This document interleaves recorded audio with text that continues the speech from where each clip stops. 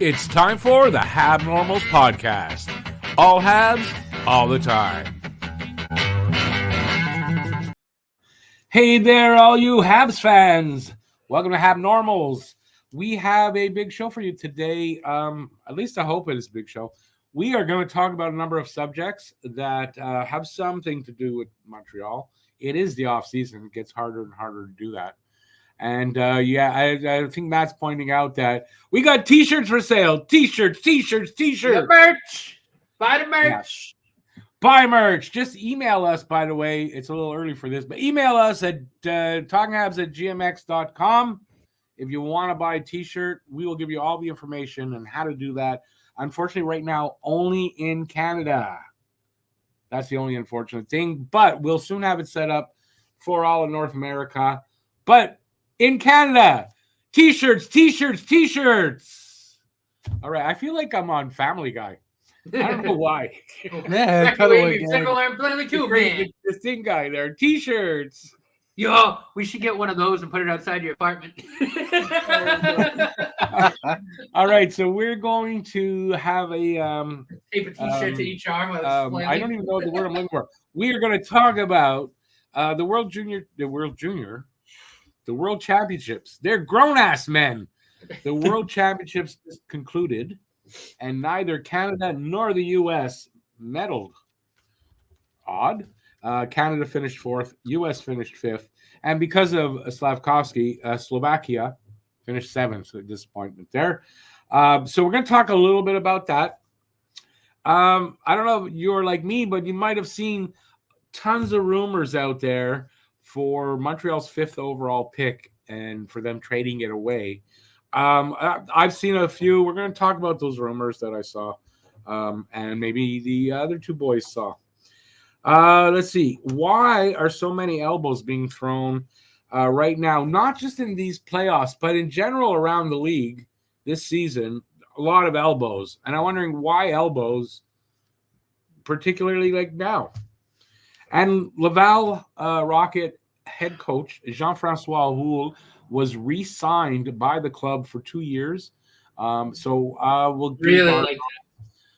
give our thoughts on that, and I'll encourage you people out there to send in or write a comment and let us know what you think about that or any of these other subjects that we're talking about. Just leave a comment down there. You can email us at talkinghabs@gmx.com and let us know what you think. And give us a thumbs up if you don't mind. And if you haven't subscribed yet, you could do that too. We wouldn't argue about that. So with me for this show today is my normal two co-hosts. No, the T-shirts. I'm pointing at the T-shirts. My normal two co-hosts. Matt in one corner over there. I'm going to get it wrong. There, Matt Norton. What's up? And Harry Rice. Show the chips, Harry. Hello. Harry Rice. Harry Rice. We're trying to have a lot of fun here today because now this goes for me in particular. It was a great day today. I'm not going to talk about why, but it was a great day today. All right. It had nothing to do with hockey, but that's all I'll say. So let's talk about the World Championships. First question is for me.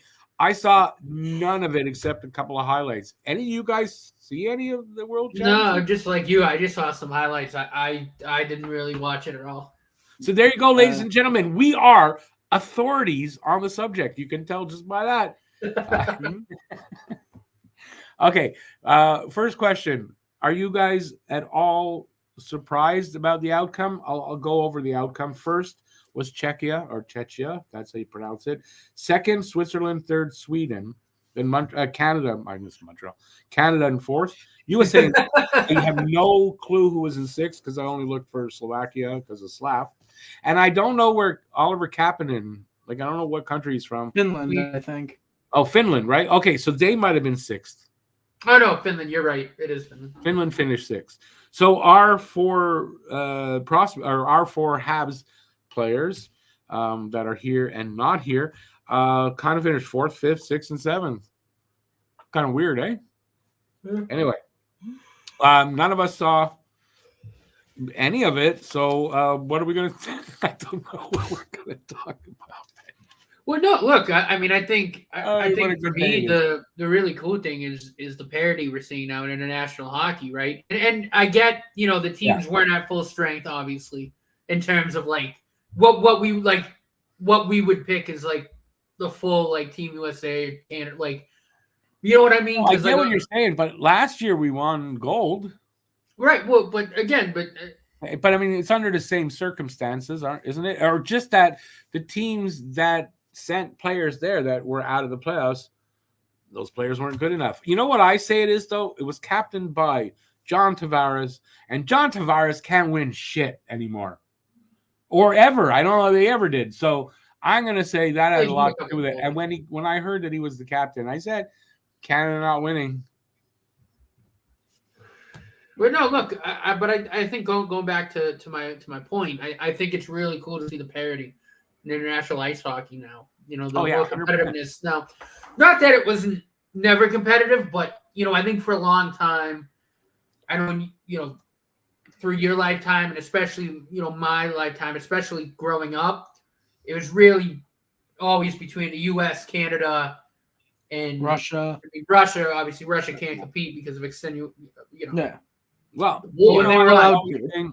You're always saying that like I'm really old. No, for a good part of my lifetime, like 1,500 years or more, there was no NHL. So no, not a good part of my lifetime. Only this last little part.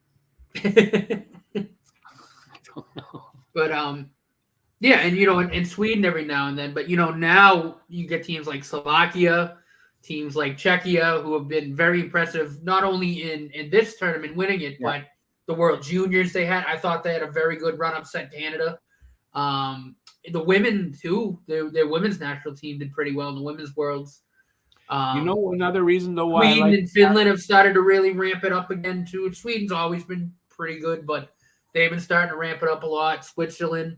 It's really cool seeing the parity now in international ice hockey and how competitive it is. It's one of really the reasons. One of the reasons why I like that parity aspect is because there's so many. There's so many NHL teams. They're talking Absolutely. about. You need the players to come from somewhere, obviously.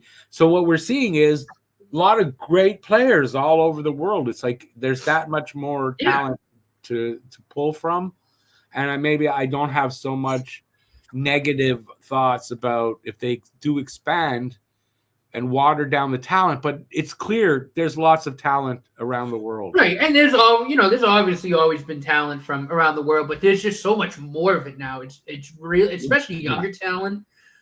Even countries like Germany, like their youth hockey programs are starting to get very, very good. Like a lot of these countries are starting to really have a good development system, and you're seeing it in the World Juniors and now in senior competition in the Worlds, and like you said, there's a lot of NHLers from a lot of different parts of the world now. I mean, lots. Hell, Leon Draisaitl was one of probably the second best player in the league in my opinion, and he's German, so it's you're seeing a lot more high-end talent coming from countries that even as far back as like 10 years ago, which seems like a long time, but it's kind of not. You never really would have thought that. Well, no, but I mean, like the women's game, which was slow and hard to watch. I mean, when I was young, it's just so far and away that much better, right? It's the same thing. Speaking of which, do you want to congratulate PWHL Minnesota on winning the first ever PWHL title? Yeah, first ever. They beat Boston in Game 5 of the 5-game series. Montreal did not win, but it was rigged. It was rigged. It's a corrupt no. But no, I think they're doing a great job with that league. It's a lot of fun to watch. The playoff games are awesome. All the overtimes, just fantastic. Harry's falling asleep over there. Harry's falling asleep over there. What are we gonna do to wake him up? Just put the old chair back. Put the feet up. It's okay. We don't need you. We're better as a 2-man unit. So, Harry, what do you think about the World Championships, man? Come on. Well, I mean, I'm in the same boat as you and Matt. I didn't see a second of film from the World Championships. Not even highlights at all? No, I No, don't care about the really? World Championships all that much, honestly. Oh, okay. I get that. Yeah, I don't. I mean, I'm glad that there's a parity, like Matt said. He described it pretty well. The systems are starting to become much more adapt to almost kind of what you need in the NHL. Like you mentioned, Leon Draisaitl and guys like Tim Stützle, who are the Olympic divers. They know, they're solid in Germany. Czechia getting first was a little bit of surprise. I was really surprised to hear that Switzerland finished second. I would not have expected them to get a medal. They've Sucks had good obviously that years, though, Canada. before. No, They've had good but years I just before. with how good Canada and US were, I was not expecting them to medal Switzerland. Or how good they looked on paper, I should say. Yeah, because they didn't medal at all. So Yeah, but yeah, I mean, I think Canada's success last year you can boil down to the fact they had Sam Montembeault, and their lack of success this year, the fact they didn't have Sam Montembeault. I feel like you gotta say that. That's fair. No, a lot of people might call you a homer. Not me though, but a lot of people might. I mean, And Monty. To be fair, Monty turned it down. So it's not that Canada said, "Yeah, we don't need that guy." They wanted Monty, and he wanted to take a break. He was tired. He said he was tired from the season. Yeah, and which I completely get. he wanted to go last year. Give someone else a chance. That type of thing. Yeah. Yeah. So yeah. I guess like I said, I mean, Czechia, I think's going to be pretty good for a while. I mean, very, very impressive showing at the World Juniors back in January. Yeah. So yeah, I mean, I think didn't. I'm a little surprised that they won gold, but I'm not surprised that they medaled. I think they got a really good thing going there, and like I said, I think their youth development system is very, very good now. So I expect, I mean, Czechia, I think will be a team that'll be competitive. Especially as we go into the Olympics, I think next year. You know what I think? Here, I've got this theory. For so many years, the countries had tried to implement North American style hockey, and I guess it took a certain amount of years for them to really get the hang of it. But it's clear that all these countries, they're playing North American style hockey. They've gotten good at it, and it's so much easier for them to fit into the NHL because of that too, right? I mean, that's what it is. They're playing North American style hockey on their big rinks back there, but they're playing that different style. Because when I was a kid, they were playing the European style of hockey, which was very different. But now it's not like that at all. Every country you see, they're playing North American style hockey. Right, and I think that, like you said, I mean, I think it's in large part due to a lot of their younger prospects are going to be playing in the NHL. So I think, right, and again, I mean, even for things like the Olympics, for the Worlds, like because there's so many NHLers that are playing those tournaments. I think they, with those international ice hockey federations, for the respective countries, just kind of figured. That they need to start playing that North American game because those players are so used to it. Yeah. And it's just a good way to, again, integrate the young guys into the North American game because they'll be in the NHL. The kids that started to want to make the NHL probably started to play that style. Yeah. And I mean, they had no choice, I imagine, in some countries, but to do it because kids want to get to the NHL. And now kids want to make the money too. That's where the big money is. Although that's not exactly true. I shouldn't say that. European hockey, they make good money in European hocky. They do. I mean, Yeah, they make good they make good money, so that's not exactly true. And quite frankly, they have some, you go play hockey in some of these countries, you're living a pretty good life. Yeah, and I mean, a lot of the European leagues are pretty highly competitive. I mean, the Swiss leagues are pretty starting to become I mean, it was a good league. Now it's getting better. The Swedish league has always been very good. Yeah. Liga in Finland's always been very good. Yeah, as the KHL sort of went down because teams left there after with everything going on. Teams and that's and again, it's not the KHL's fault. It's not the KHL's fault. It's Mother Russia, but still, that league got watered down a little bit because of that, right? Yeah, and you see a lot of even some of the top end players that could leave left because they want to get opportunities elsewhere, and Right, Yeah. and teams left and joined Liga and stuff like that. And that's a detriment. Again, I know we hit this nail on the head 1,000 times, but like for young players like Matvei Michkov or other young Russian players that aren't playing, against, and granted, there's still a lot of good top end talent in the KHL, Yeah, but they're it's not getting the watered down a little exposure bit. that they could be getting if they were able to play against play in other leagues or even at the international stage, because Russia can't play at the international stage, I think. Not now. Until either the war's over, I have no idea what's going on with that. I'm not even going to pretend to guess. They can't at least until then. But I mean, not being able to play on the international stage against these other NHL talents it's a detriment. Yeah, it is. It's going to be down the road for them, especially, I think. So, yeah. All right. Since Harry doesn't want to participate, he can't. He doesn't really follow. Neither do any of us. So we'll move on to the next subject. I'm just going to ask you guys this question. You can each answer it how you want, and then we'll talk about the rumors. So trading Montreal's 5th overall pick, would you do it? No. Now, for any reason, there's no deal that could come along. Obviously, let me reword that.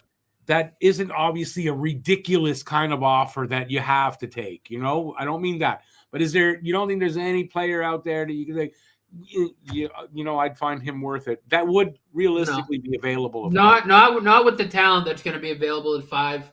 I just think the talent there is too good to pass up.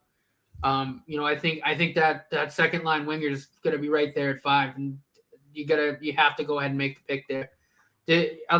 Like you said, I mean, unless it's some ridiculous offer you have to take, I'm not moving that pick. There's just too much talent there. Guys like Iginla, guys like Yzerman, even like Lidstrom, Seneca. Berkeley Catton, Barrett, Seneka. Seneka. I thought you didn't like Seneka. I saw some highlights of him. I saw that Elite Prospects put out a video of him. I got that for my video. I would not entirely mind if he's the pick.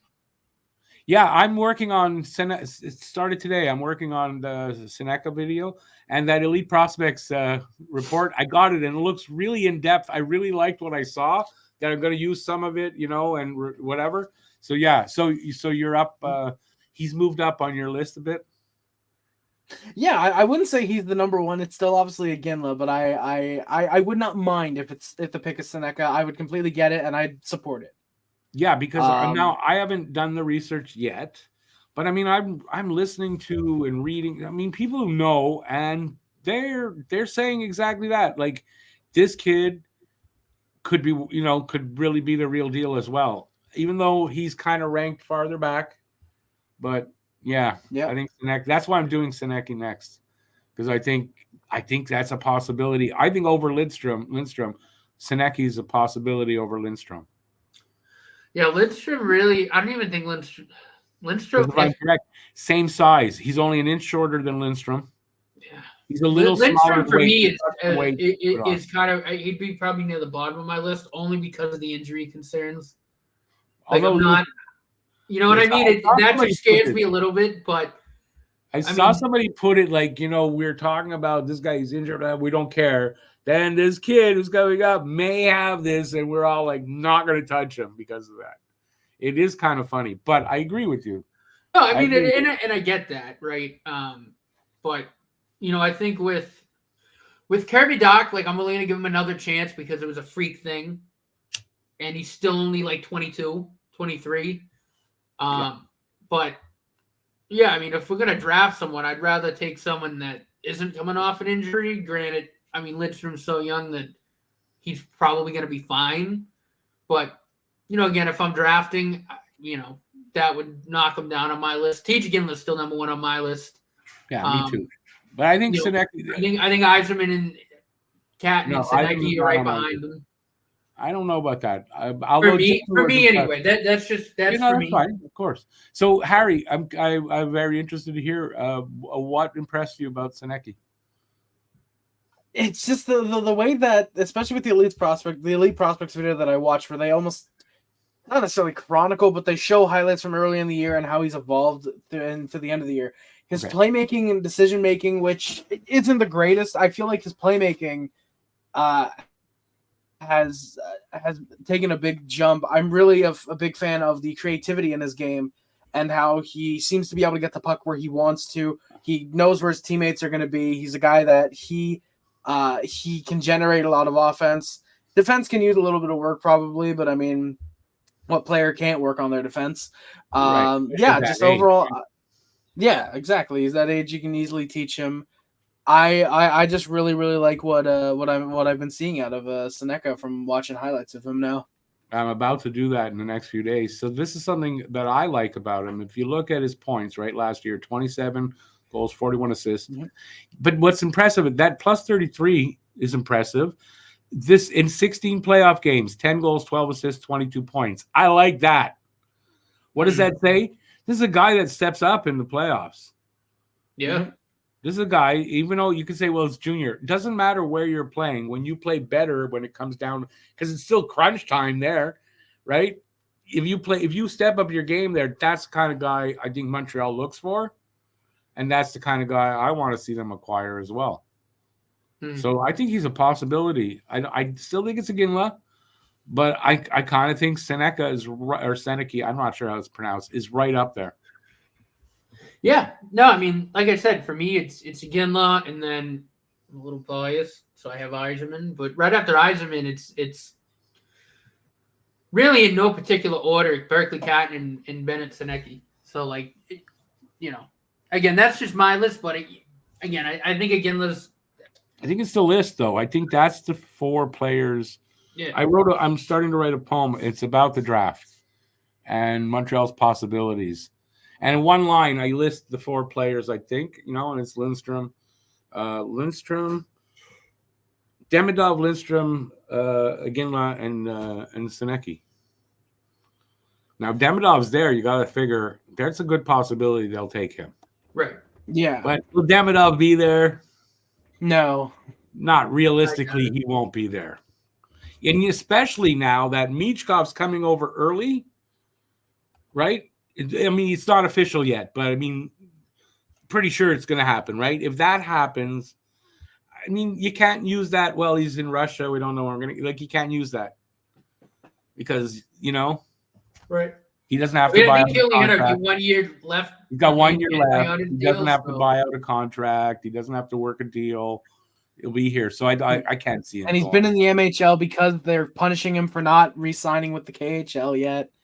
So they're letting him go. I mean, I don't know. It's hard to figure out over. No, with Demidov. With Demidov, they're punishing him for not re-signing by playing him in the MHL instead. Playing him in the MHL. Oh, you said M. Yeah, the MHL.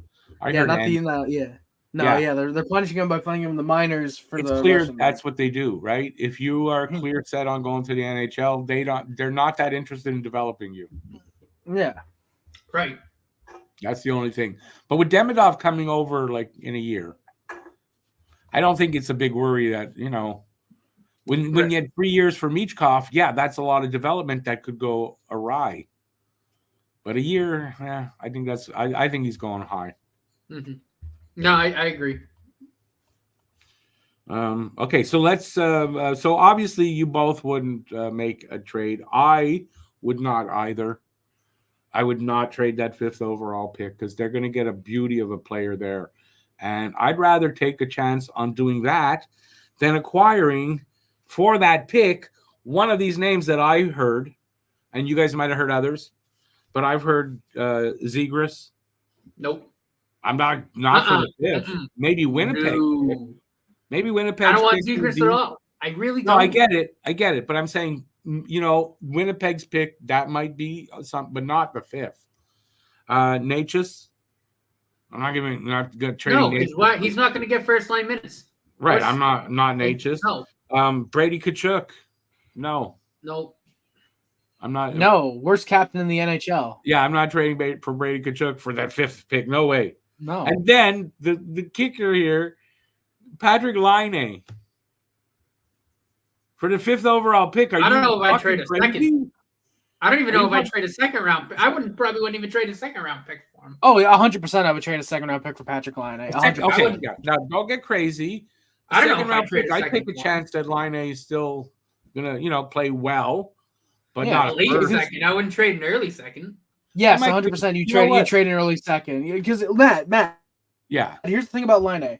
He's still still a point young. per game player. He does And get he's still hurt. young. Yes, he's 26. Yeah, and then, yes, the cap isn't that great. The Habs have cap space and plenty. They have plenty of cap space. They can afford to take on a guy who will be a point per game. Like especially like the guy you pick up in the draft, you got to wait a year or two for him.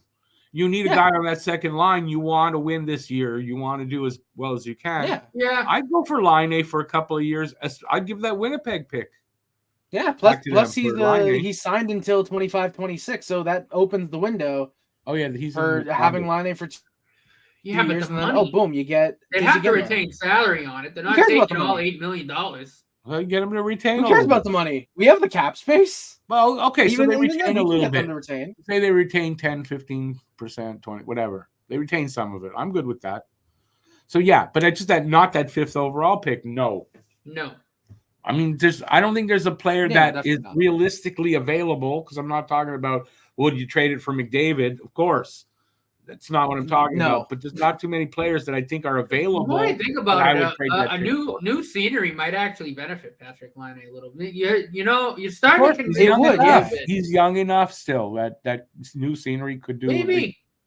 Yeah. Yeah, especially but not that 5th pick. Maybe not. Maybe not Montreal, just because the pressure. What the hell was that mock trade you said that someone suggested? It was like the 5th, the Winnipeg pick, and friggin' I don't even think we should one of our talk top about prospects. that. Like, It's clearly a clickbait thing. No. It's a clickbait thing. I don't even think we should give it a mention.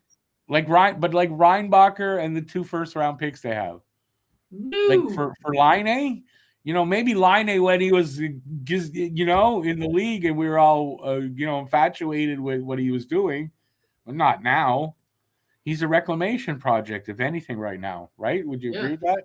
No, I wouldn't agree with that actually. I don't know. I would say risk because he's coming off this way. Wait a second. In this way, mentally, he's screwed up right now. Well, that's why I'm kind of going. Maybe a change of scenery. Maybe a coach like Marty St. Louis in the might place be where good it's for the him. most pressure in the NHL. It kind of makes a little bit of, it kind of makes, not for the 5th overall pick, but that, I might entertain moving that Winnipeg pick now. Because, I think a coach like Marty St. Louis might actually do some good for him.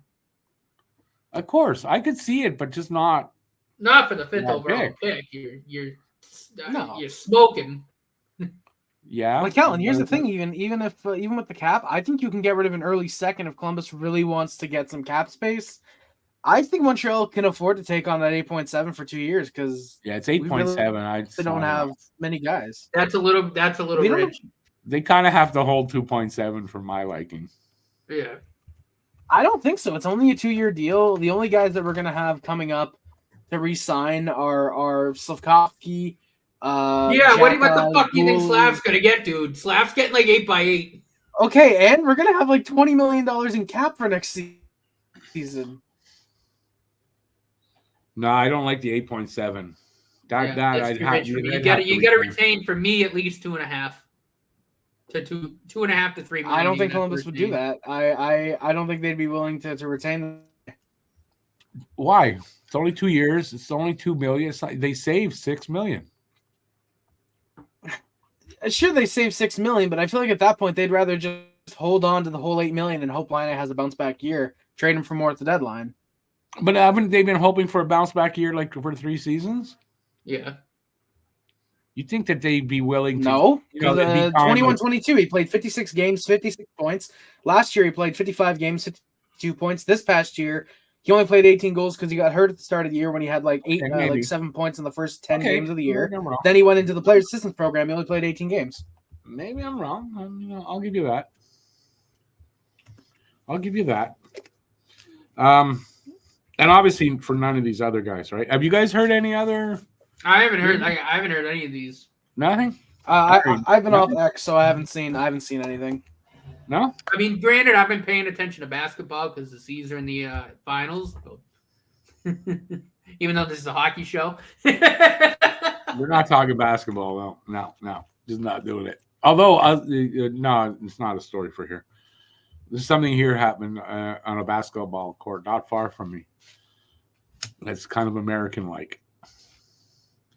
So. All right. Let's talk about Laval coach Jean-Francois Houle first.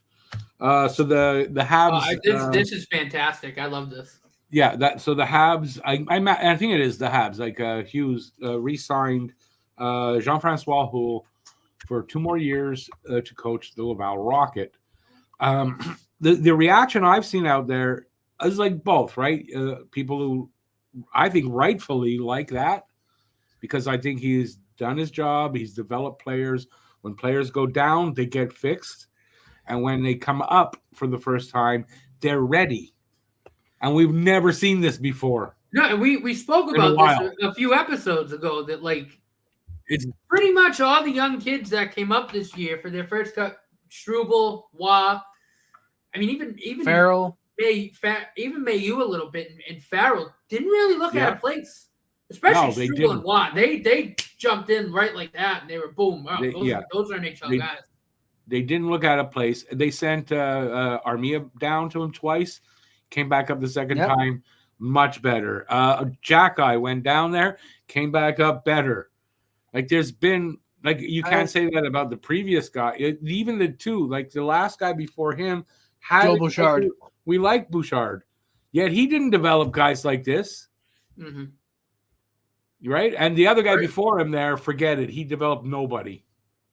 You ruin players, if anything. So, no, I think this is a really good signing, smart signing. This is fantastic. And I know a lot of people who don't like him because of his father. Right? And that's not fair. Réjean? That's not fair. You know, I'm not the biggest Réjean Houle fan either. But what's that got to do with this guy? You know? Just because his dad was what he is doesn't mean he's like. I mean, like if you put that aside, and again, like we just stated, look at how the prospects look when they come up, and how the guys look that go down for a little season. Look at the evidence. The evidence shows this guy did his job. Yeah, he's doing a hell of a job. So I don't know how. I don't know how long he'll remain, but 2 years. I think as he does his job, he'll be here for a while as well, and I think rightfully so. I'm happy with it. That's for sure. Harry, you haven't said a word. You took everything I was gonna say and just said it. I love the signing. Pierre Held, great, or Pierre Jean-Francois, good head coach in the AHL. He makes prospects into NHL players. That's really all there is to say. He's pretty good. That's exactly what you want from your minor league coach.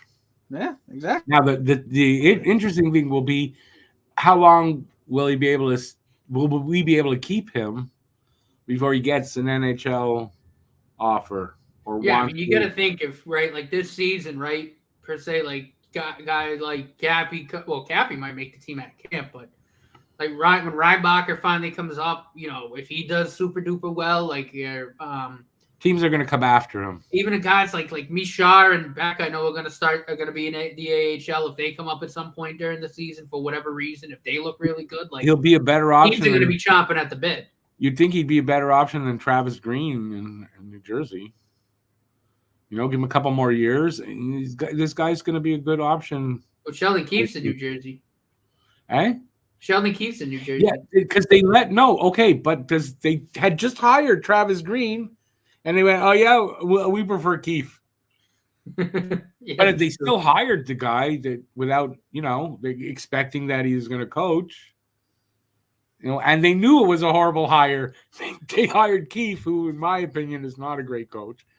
And so, yeah, I think I'm right. All right. We milked that one? Yeah. All right. I guess final thing we'll talk about tonight, unless we come up with something else. From under our hats. We talked about this, I think I'm Pucking Around, right? Last time, Trouba and his flying elbow, which admittedly, that last one, I don't think was a flying elbow, but in that game, that particular game, 2 games ago, I guess, Florida Rangers, with the hit on, who was it on? Rodriguez. right? Evan Where he sort of stiff-armed him. Earlier in the game, Rodriguez did the exact same thing, an attempt. He missed the guy, but he did the exact same thing to somebody, right? Now, that's a sort of a stiff arm, although on Rodriguez, the elbow clearly came up. Where with Trouba, I did not see the elbow come up. It was a straight stiff arm. Mm-hmm. And the elbow, like in football, in football they do that, the block their way, Yeah. But with Rodriguez, he threw an elbow. There's no doubt about it. Now, Trouba, no, he did. He absolutely threw an elbow. Absolutely. Trouba throws elbows left and right. Yeah. I mean, what's with this? What's the prevalence of throwing the elbow all of a sudden this season? There's been a lot of it. And now in the playoffs, there's like a lot of it. So what, you guys got any theories on that? I don't know. I like silence. I don't know. Maybe because it's not getting called as much. I would imagine, right? That's you know what I mean. Reason. But I don't know. I mean, I think the fact that Trouba does it all the time and really barely ever gets called for it. Like players are just like, "Yo, we're just gonna start throwing elbows," because so no, this is supposed to be a good thing. Though that's what I don't understand. I don't like it because someone's gonna get seriously hurt, but or killed. I think it's gonna be like when you're not calling the game properly. I think it's going to be like when the NHL a couple years back started cracking down on cross-checking. They were calling it all the time. I do believe that in a year or two, the NHL are going to look at this and start cracking down on elbowing, start calling it more often, call it even sometimes when there's maybe not an elbow. It's going to be one of those where it's a pattern. It's the in thing to call the penalty. It was cross-checking for a while. It was hooking. It's going to be elbowing. It'll probably be at one point embellishment. It did kind of worked with the cross-checking. It's that vicious boom, boom, boom to the kidney that you'd see a lot. Yeah, you don't see that don't do that anymore. Exactly. Right? You'll still see the cross-checks, but it's usually to the upper back where it's not going to affect as much. Yeah. It's not those vicious over, like you guy could be hit like 6-7 times in a row before they blow the whistle. And then they call, It's true. They kind of have mostly disappeared now that I'm thinking about it, right? Yeah. So, that they're probably going to have to do that. But it's their own fault for allowing somebody. You're not policing the game. You're not calling the game properly. I mean, that's what happened. Or it's favoritism in a way, right? You're allowing that guy to get away with it. Then eventually everyone's going to start trying to get away with it. Yeah. And you know what? Something funny, because Trouba won the Marc Messier Leadership Award. Yeah, I saw that. But you know what? I realized I saw some highlights of Messier throwing the elbow. Well, like the same thing, wearing a Rangers uniform, throwing the elbow around. I went, to be fair, it's not necessarily based on your play on the ice. It's how good of a person you are. That one usually. When you do it and celebrate, you said?